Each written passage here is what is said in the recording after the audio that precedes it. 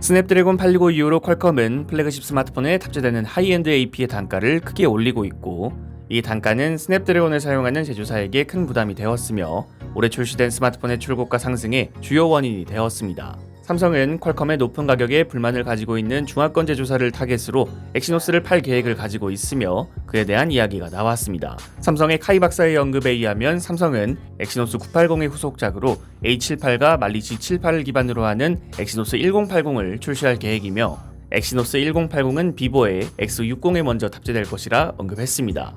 커스텀 코어의 개발 포기 이후로 더 이상의 성능 이슈는 발생하지 않을 것으로 예상되는 엑시노스인데, 엑시노스 1080이 안정적인 결과물을 보여준다면 비교적 저렴한 단가로 다른 제조사에게 인기를 끌 수 있을지 기대가 됩니다. 이번 10월 13일에 열리는 애플 이벤트는 아이폰 12가 공개될 것으로 예상되고, 이 이벤트가 올해 이벤트의 마지막은 아닐 것으로 보입니다.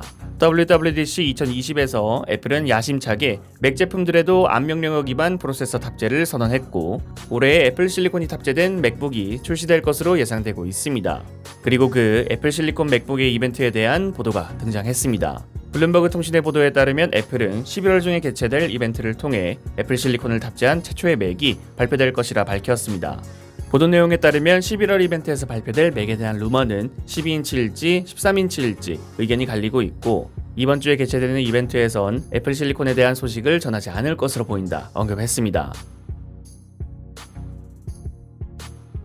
가까운 미래의 차기 아이폰은 포트리스, 즉 충전이나 데이터 전송을 위한 포트가 없어질 것이라는 이야기는 꾸준히 나왔었습니다.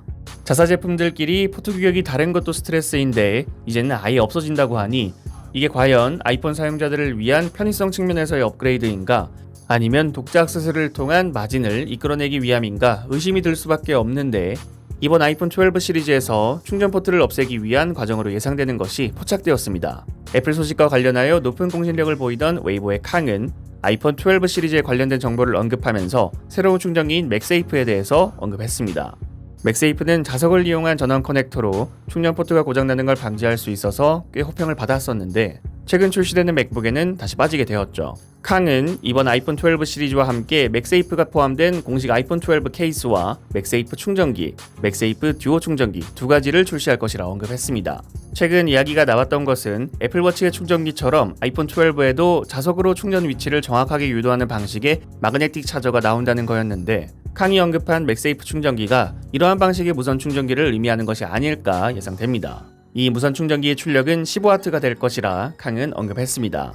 그리고 또 이거 말고도 올해 초 일본의 맥 전문 블로거 맥 오타카라가 공개한 아이폰 12 시리즈의 예상 디자인 모급에 따르면 볼륨 버튼이 있는 좌측 프레임에 평소와는 다르게 아이패드에 적용되는 것과 비슷한 마그네틱 커넥터가 존재했습니다. 후면 무선 충전 말고도 이 마그네틱 커넥터를 어떻게 활용할지 궁금합니다. 그런데 하나 걱정되는 건 아이폰 12 같은 경우에는 라이트닝 포트도 존재하고 맥세이프라는 선택지가 늘어난 거지만, 나중에 포트가 아예 없어진다면 유선을 통한 데이터 전송은 어떻게 하려는 건지 궁금하네요.